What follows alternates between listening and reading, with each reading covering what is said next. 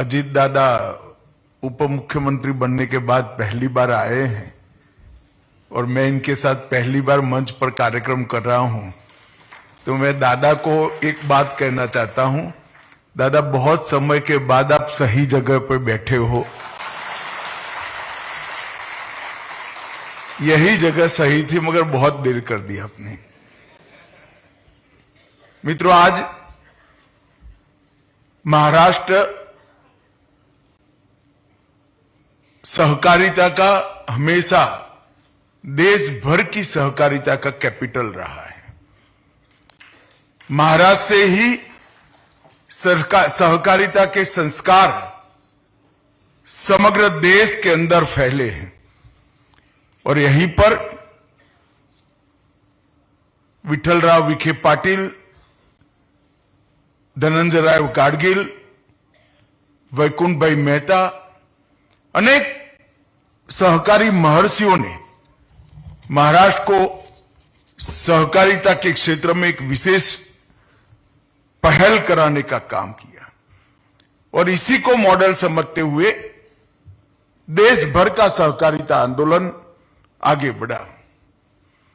आज भी आप सहकारिता आंदोलन के विकास की दिशा देखेंगे तो गुजरात, महाराष्ट्र, कर्नाटक एक प्रकार से पुराने मुंबई राज्य के हिस्सों में ही सहकारिता आंदोलन आगे बढ़ा है, पनपा है, पल्लवित हुआ है।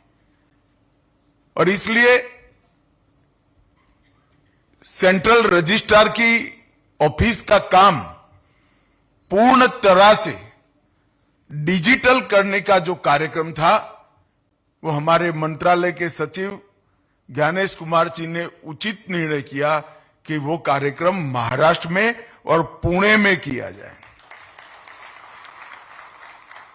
और आज मल्टी स्टेट कोऑपरेटिव समितियों की देखभाल करने वाला सेंट्रल रजिस्ट्रार की ऑफिस का पूरा सिस्टम सीआरसीएस का कार्यक्रम आज से पूर्णतया डिजिटल हो रहा है। अब कोई भी मल्टी स्टेट कोऑपरेटिव सोसाइटी को अपनी ब्रांच बढ़ानी है, दूसरे राज्य में जाना है, अपना ऑडिटेड बैलेंस शीट फाइल करना है, अपनी रिपोर्ट भेजनी है, किसी भी चीज के लिए कहीं पर जाने की जरूरत नहीं है। आपकी ऑफिस से ही आप भारत सरकार के रजिस्ट्रार के यहां पूरा कॉरेस्पॉन्डेंस कर सकते हो और वो वैध होगा। सेंट्रल रजिस्ट्रार का कार्यालय रजिस्ट्रेशन, बायलॉज का रजिस्ट्रेशन, बायलॉज में अमेंडमेंट, ऑडिटिंग और सेंट्रल रजिस्ट्रार के द्वारा ऑडिटिंग का मॉनिटरिंग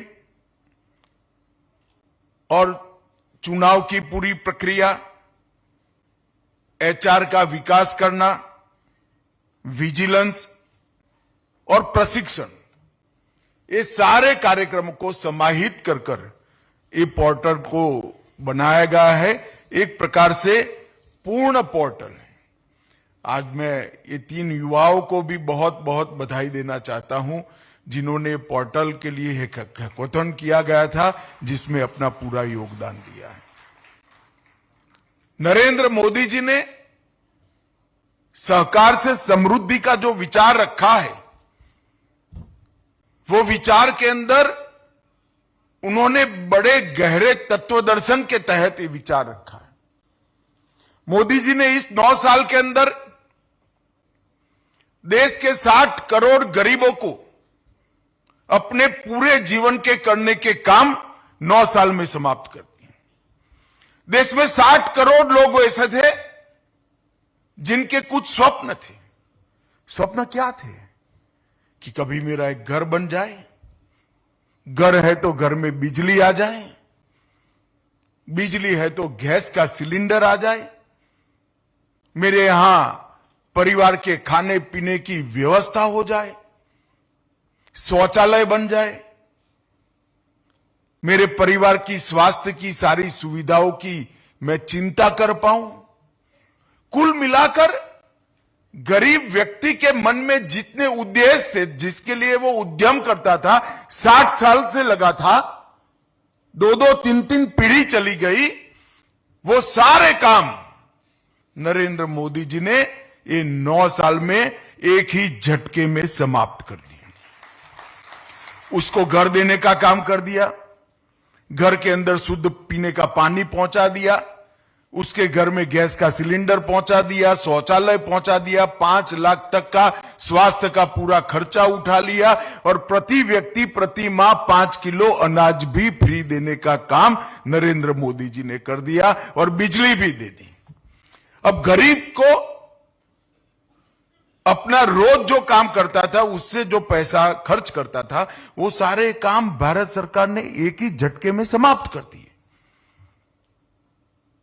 ये गरीब व्यक्ति जो 60 करोड़ गरीब थे देश के, वो देश के अर्थतंत्र के साथ नहीं जुड़े थे, इसके पास बैंक अकाउंट भी नहीं था, उसको बैंक अकाउंट देने का काम भी पूरा कर दिया और उसके पूरी गाढ़ी कमाई अपने परिवार की ये प्राथमिक चिंताओं करने में समाप्त होती थी।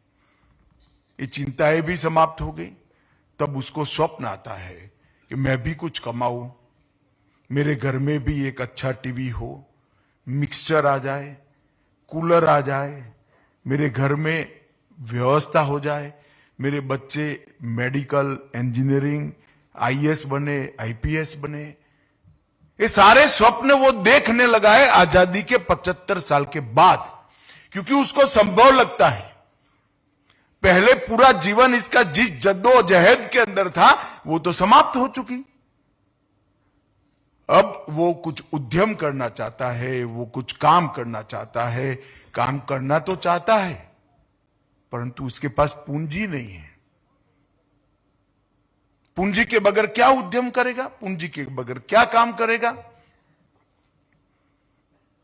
इसका एकमात्र जवाब सहकारिता आंदोलन है। सहकारिता आंदोलन का मतलब है छोटी छोटी पूंजी वाले अनेक लोगों को इकट्ठा कर कर बड़ा उद्यम स्थापित करना, यही सहकारिता है।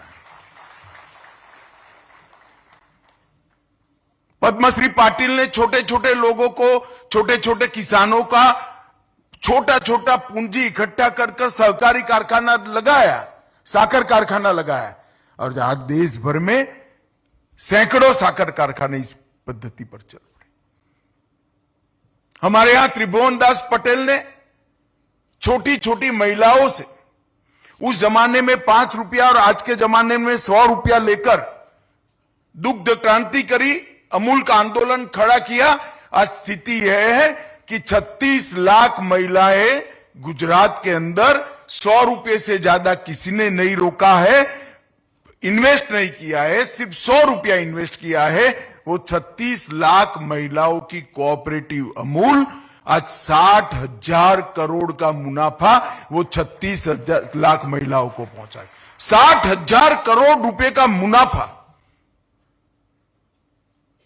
तो सहकार से समृद्धि का मतलब है छोटे से छोटे व्यक्ति को अपने जीवन को उन्नत बनाने का मौका देना, छोटे से छोटे व्यक्ति को देश की आर्थिक प्रगति में योगदान लेने के लिए एक मंच, एक प्लेटफॉर्म देना और सहकारिता के माध्यम से इसका जीवन का उद्धार करना। और इसीलिए इस सहकारिता मंत्रालय की स्थापना की गई है।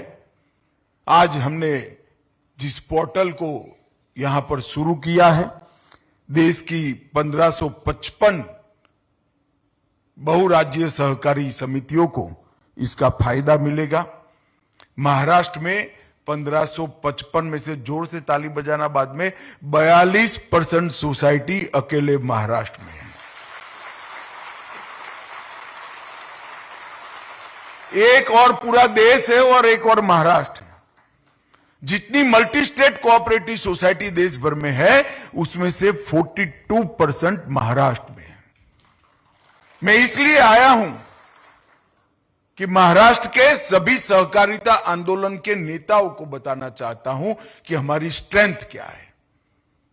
और यह आज से ये 1555 मल्टी स्टेट कोऑपरेटिव सोसाइटी को मैंने आगे कहा वो सारा काम, चाहे रिटर्न फाइल करना हो, चाहे multi state cooperative state registrar से शिकायत करनी हो, किसी भी मेंबर को, किसी भी सोसाइटी को अपना जवाब देना हो, किसी भी सोसाइटी को चुनाव प्रक्रिया की इंफॉर्मेशन देनी हो, आपका बोर्ड का रेजोल्यूशन भेजना हो, और एनालिटिक टूल्स भी इसके अंदर रखे हैं। हर प्रकार का काम ये पोर्टर करेगा।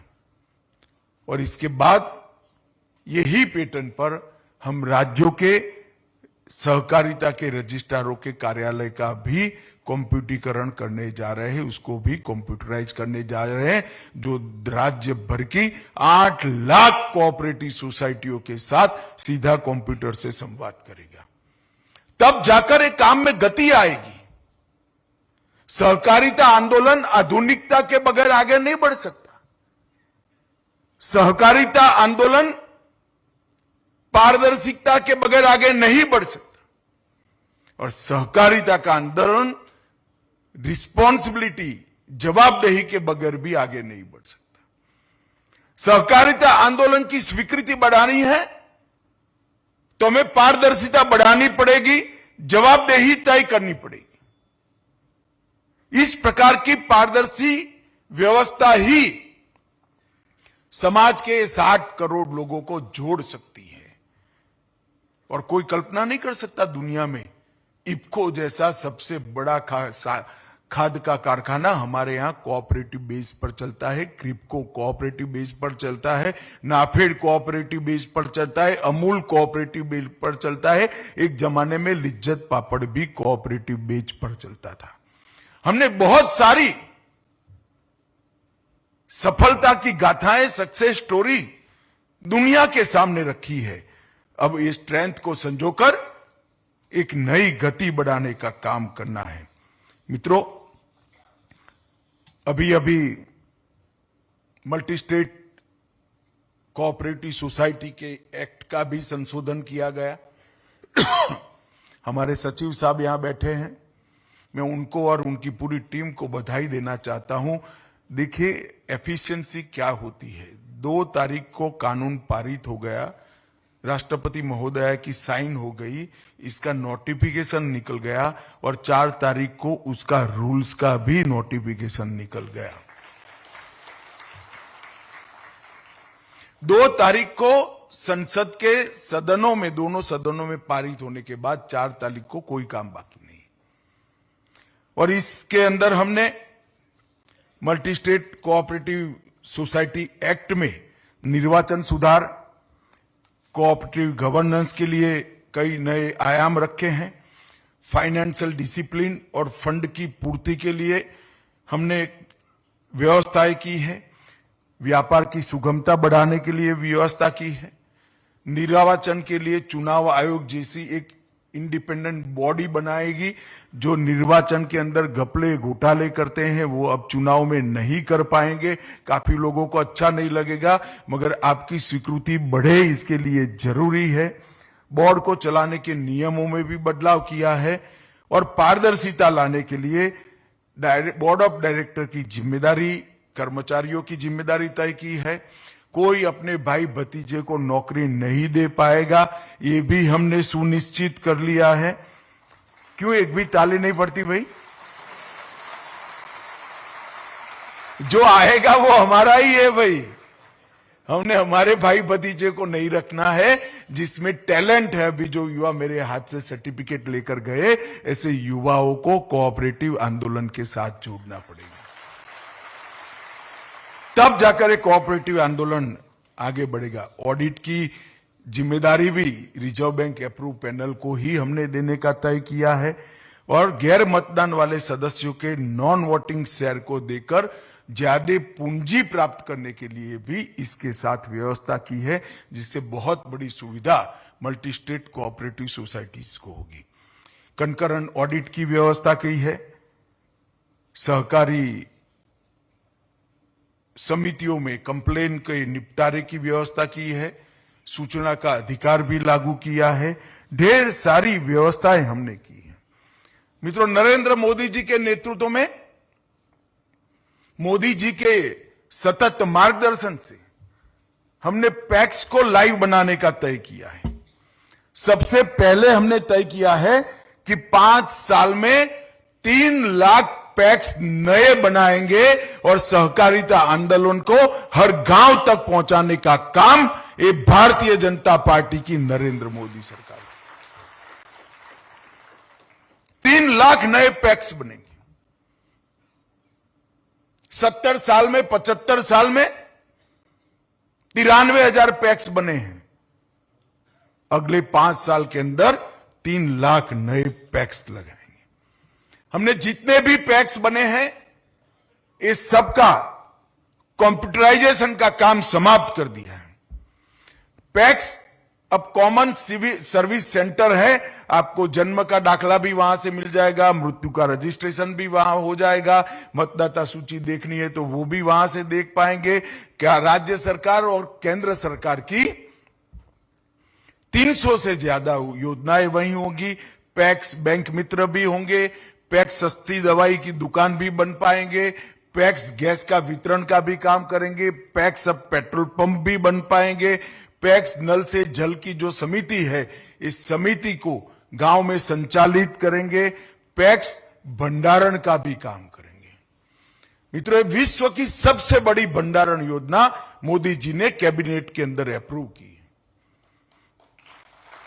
राज्य सरकार और केंद्र सरकार जो धान और गेहूं खरीदेगी या रागी खरीदेगी, ज्वार खरीदेगी, बाजरा खरीदेगी, मक्का खरीदेगी, वो कोई फूड कॉर्पोरेशन ऑफ इंडिया के बड़े गोडाउन में नहीं जाएगा, आपके तहसील में ही रहेगा और वहीं से सस्ता अनाज की दुकान पर चला जाएगा। ट्रांसपोर्टेशन शून्य हो जाएगा और इसके लिए बहुत बड़ी योजना है। दिलीप वळसे पाटिल यहां बैठे, मेरा उनको आग्रह है, सुबह हमारे तीनों महानुभाव, मुख्यमंत्री और दोनों उप मुख्यमंत्री को मैंने बनाया। महाराष्ट्र ने इसका सबसे ज्यादा फायदा लेना चाहिए। एक भी तहसील ऐसी न हो जहां कोऑपरेटिव भंडारण की, स्टोरेज की व्यवस्था न की जाए। और बहुत मल्टी डायमेंशनल है। इस स्टोरेज कोऑपरेटिव के पास ट्रैक्टर भी होगा, ड्रोन भी होगा। स्टोरेज कोऑपरेटिव के पास पराली को उठाने के लिए मशीनों की व्यवस्था भी होगी। ढेर सारा काम इसके माध्यम से हो जाएगा। इसका मैक्सिमम फायदा महाराष्ट्र ने लेना चाहिए, ऐसा मेरा मानना है। मित्रों, अब कोऑपरेटिव को जेम के प्लेटफॉर्म का भी फायदा मिल रहा है। हम एक सहकारी कोऑपरेटिव डेटा बना रहे हैं। आप मेरे ऑफिस में कभी चाय पीने आइएगा, सच अर्थ में कह रहा हूं, तो मेरे लैपटॉप पर मैं आपको महाराष्ट्र दबा कर दूंगा तो कितनी कोऑपरेटिव सोसाइटीज है आ जाएगा। फिर एक जिले में चले जाएंगे, पुणे जिले में चले जाएंगे तो पुणे जिले की आ जाएगी।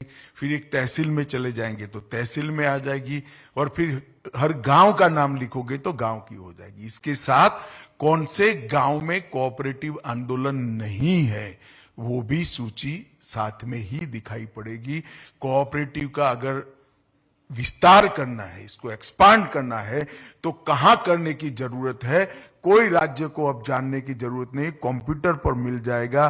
दिलीप वळसे पाटिल साहब चाहेंगे कि महाराष्ट्र के कितने गांवों में पैक्स नहीं है तो कंप्यूटर पर उसकी सूची तहसील वाइज, जिले वाइज मिल जाएगी, वहां पर पैक्स रजिस्टर करनी है। ये बहुत बड़ा कार्यक्रम और इसका 95% काम हमने पूरा कर दिया है। हम एक नई कोऑपरेटिव पॉलिसी भी लेकर आए हैं। हम कोऑपरेटिव यूनिवर्सिटी भी बना रहे हैं जिसके माध्यम से कोऑपरेटिव और कोऑपरेटिव के साथ साथ जितने एक्सटेंशंस हैं, चाहे डेयरी उद्योग हो, चाहे चीनी उद्योग हो, चाहे मछुआरा समिति के शीत केंद्र हो, अनेक प्रकार के काम कोऑपरेटिव्स करती हैं। इसके टेक्निकल एजुकेशन की व्यवस्था भी इसी के साथ जुड़ जाएगी। तो युवाओं को इसके साथ हम जोड़ेंगे। मित्रों, हमने 3 नई कोऑपरेटिव सोसाइटीज बनाने का काम किया है। Multi state cooperative society Bharat सरकार बना रही है, बन गई है। बहुराज्य ऑर्गेनिक प्रोडक्ट मार्केटिंग के लिए एक सोसाइटी। ऑर्गेनिक प्रोडक्ट के लिए, प्राकृतिक खेती के लिए ढेर सारे किसान आगे आए हैं, मगर उनको सर्टिफिकेशन नहीं है और उनको अपने उपज का मूल्य नहीं मिलता है। एक मल्टी स्टेट कोऑपरेटिव सोसाइटी बनेगी जो पैक्स से एपेक्स तक जहां जहां किसान ऑर्गेनिक फूड, ऑर्गेनिक कृषि उपज बना रहा है, उसको परचेस कर कर भारत ब्रांड के साथ इसका मार्केटिंग कर कर इसका पूरा मुनाफा वो किसान के खाते में वापस देने का काम आज जैविक सोसाइटी। अभी हमने ट्रायल बेस पर अमूल का काम कर दिया है, बहुत सफलता से चल रहा है। हर रोज, हर महीने अमूल हर रोज 61 टन मटेरियल का अभी ट्रांजैक्शन कर रहा है। शुरुआत ही है। इसके साथ साथ किसान अपनी अच्छी प्रोडक्ट को एक्सपोर्ट नहीं कर पाते। हमारे यहां गुजरात में जीरा और इसबगुल होता है, मगर एक्सपोर्ट बहुत कम होता था। क्यों? क्योंकि मिट्टी लग जाती थी, इसकी सफाई की व्यवस्था नहीं थी। करना कुछ नहीं था, एक प्लास्टिक की दरी बिछा देनी थी, इस पर जीरा डालना था खेत में, खलियान में, नहीं होता था। इसबगुल भी एक्सपोर्ट नहीं होता था। अब ये मल्टी स्टेट एक्सपोर्ट समिति किसान के पास से या पैक्स के पास से एग्रीकल्चर प्रोड्यूस को खरीदकर दुनिया भर के बाजार में बेचेगी और इसका मुनाफा भी मिल्क कोऑपरेटिव की पैटर्न पर सीधा किसान के पास जाएगा। वो मल्टी स्टेट कोऑपरेटिव नहीं रखेगी। एक्सपोर्ट का फायदा मेरे किसान भाइयों को होगा। इसी तरह से छोटे किसान बीज की खेती नहीं कर सकते थे। सीड्स का डेवलपमेंट करना है तो बड़ी कंपनियां इनको मौका नहीं देती। जिनके पास 15 एकड़, 20 एकड़, 15 हेक्टर, 30 हेक्टर भूमि है, उसी को देते थे वो। अब आपके पास सिर्फ 2.5 बीघा मतलब 1.25 एकड़ भूमि है तो आप बीज का प्रोडक्शन कर सकते हो। ये मल्टी स्टेट सीड्स कोऑपरेटिव आपका बीज ले लेगी, आपको बीज बनाने का सर्टिफिकेशन भी करेगी और आपके बीज को वो अपने ब्रांड के साथ भारत के और विश्व के बाजार में भी बेचेगी, जिससे किसान ज्यादा प्रोडक्टिव क्रॉप अपने खेत के अंदर कर पाएगा। ये तीनों कोऑपरेटिव सोसाइटीज मैं स्पष्ट रूप से दिख रहा हूं कि जिस दिन पद्मश्री पाटिल ने साकर कारखाने की नींव डाली होगी, उनको मालूम नहीं होगा, किसानों को भी मालूम नहीं होगा, शायद पद्मश्री पाटिल को भी मालूम नहीं होगा।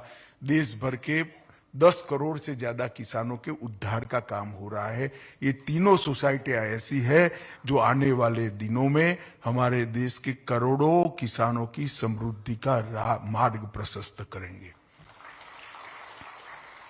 पहले कोऑपरेटिव के साथ स्टेप मदर अप्रोच से व्यवहार किया जाता था।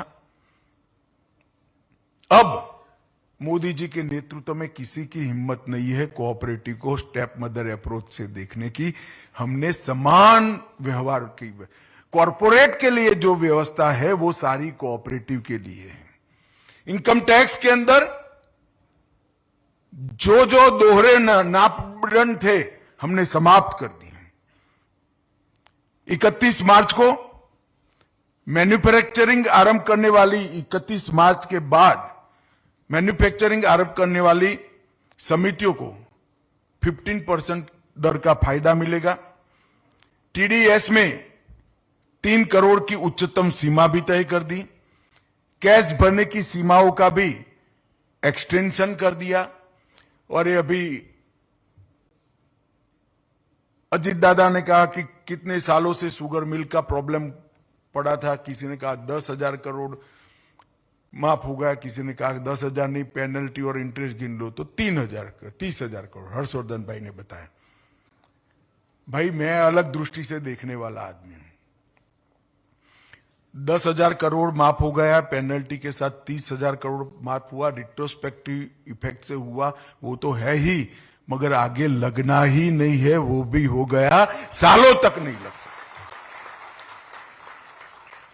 और जो कोऑपरेटिव का कंसेप्ट है, मुनाफा किसान का है, मुनाफे पर किसान का अधिकार है, उसमें सरकार टैक्स नहीं लगा सकती। ये सिद्धांत का तत्वतः भारत सरकार के वित्त मंत्रालय ने स्वीकार किया। ये समग्र सहकारिता आंदोलन के लिए बहुत बड़ी बात है, जो आने वाले दिनों में हमें बहुत बड़ा फायदा। और मैं तो मोदी जी का आभारी हूं, वित्त मंत्री जी का भी आभारी हूं। कभी भी रिट्रोस्पेक्टिव इफेक्ट से टैक्स बेनिफिट नहीं दिया है। केवल और केवल ऐसा साहस नरेंद्र मोदी कर सकते हैं और कोई नहीं कर सकता। कर कारखाना ऐसा नहीं होना चाहिए जो इथेनॉल न बनाता हो। एनसीडीसी के पास ढेर सारा पैसा है, 10,000 करोड़ की घोषणा की। आप 10,000 करोड़ भूल जाइए, आपको जितना पैसा चाहिए इतना हम फाइनेंस करेंगे। कोऑपरेटिव शुगर फैक्ट्रियों के लिए समय है वायबिलिटी बढ़ाने का। आप इथेनॉल संयंत्र, ऊर्जा का संयंत्र अपने यहां लगा दीजिए, हमेशा के लिए आपकी वायबिलिटी बढ़ जाएगी। अभी रेट भी अच्छे मिल रहे हैं और इसके रीशेड्यूलमेंट के लिए भी अभी प्रयास हो रहा है। मुझे भरोसा है इसमें आरबीआई जरूर एक प्रैक्टिकल अप्रोच लेगी। अर्बन कोऑपरेटिव के लिए हाउसिंग फाइनेंस की एक लिमिट लगी थी, इसको 2 गुना कर दिया। ग्रामीण सहकारी बैंकों को रियल एस्टेट के लिए लोन देने का हमने परमिशन दे दिया। डोर स्टेप बैंकिंग के लिए अर्बन कोऑपरेटिव बैंकों को परमिशन नहीं थी, वो भी हमने दे दी। अर्बन कोऑपरेटिव बैंक सब नई शाखाएं खोल सकती है। One time settlement urban cooperative बैंकों के लिए प्रतिबंधित था, आरबीआई देती नहीं थी। वन टाइम सेटलमेंट के लिए भी हमने अर्बन कोऑपरेटिव बैंकों को राष्ट्रीयकृत बैंकों के समकक्ष कर अधिकार दे दिए। और प्रायोरिटी सेक्टर की जो लैंडिंग की सीमा थी, हर साल करना पड़ता था, उसको 2 साल तक कर हमने अर्बन बैंकों के पूरे खाकों को एक नया जीवन करने का काम दाम लिया है। मित्रों, मैं इतना ही कहना चाहता हूं कि प्रधानमंत्री मोदी जी ने जो $5 ट्रिलियन इकोनॉमी का लक्ष्य रखा है और देश की इकोनॉमी को विश्व की 3रे नंबर की अर्थव्यवस्था बनाने का लक्ष्य रखा है, मैं आज महाराष्ट्र के कोऑपरेटिव सेक्टर को कहने आया हूं, हमने भी इसमें कोऑपरेटिव सेक्टर का हिस्सा क्या हो उसका एक लक्ष्य रखना चाहिए। ये जुनून के साथ देश के 60 करोड़ गरीबों को कोऑपरेटिव सोसाइटीज के साथ जोड़कर उसके घर में उसको जो वो मिक्सर चाहिए, कलर टीवी चाहिए, छोटा सा एसी भी लग जाए, ये जो खुशी चाहिए वो खुशी देने का प्रयास हमने करना चाहिए। सहकार से समृद्धि का अर्थ यही है। और मोदी जी के विजन में आज एक नया काम कोऑपरेटिव मंत्रालय ने शुरू किया है, डिजिटल पोर्टल का शुभारंभ। इस संपूर्ण कंप्यूटराइजेशन है हमारे सेंट्रल रजिस्ट्रार कार्यालय का। मुझे भरोसा है कि 1555 जो मल्टी स्टेट कोऑपरेटिव सोसाइटीज है, इसका बहुत फायदा मिलेगा। आज मैं वो 3 बच्चे जिनको यहाँ पर सम्मानित किया है, उनको मैं फिर से एक बार बधाई और साधुवाद देना चाहता हूँ। और आप सभी ने आज के कार्यक्रम में आया, हमारे सारे नेताओं का सम्मान किया, इसलिए आप सभी का बहुत बहुत धन्यवाद। भारत माता की जय। वंदे मातरम।